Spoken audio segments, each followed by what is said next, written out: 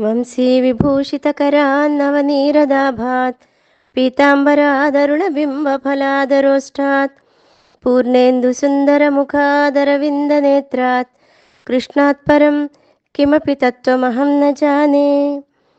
तत्र सत्त्वं निर्मलत्वात् प्रकाशकमनामयं सुखसङ्गेन बध्नाति ज्ञानसङ्गेन चानघ।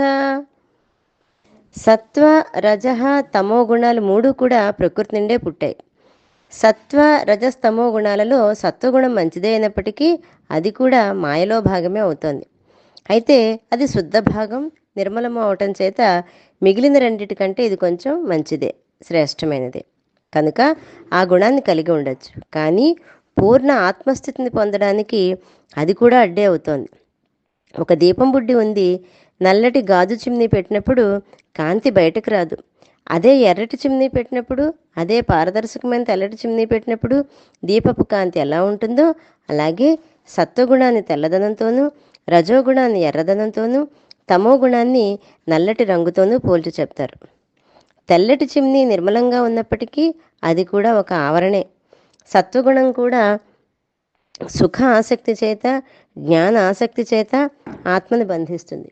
కనుక అటువంటి సత్వగుణాన్ని కూడా వదిలి పరిపూర్ణ స్థితికి చేరాలి. ఈ శ్లోకంలో అర్జునుడిని కృష్ణుడు అనఘ అంటాడు. అనఘ అంటే ఏ పాపము లేనివాడా అని అర్థము. అంటే ఓ పాపరహితుడా అని అర్థం.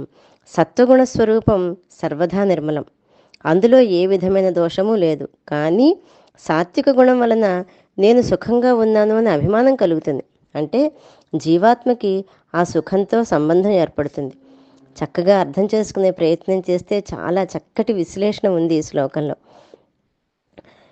అది ఎప్పుడైతే జీవాత్మకి సుఖంతో సంబంధం ఏర్పడుతుందో అది సాధన మార్గానికి ముఖ్యమైనటువంటి ఆటంకం అవుతుంది. జ్ఞానం కలగగానే జీవులు నేను జ్ఞానిని అని అభిమానపడతాడు.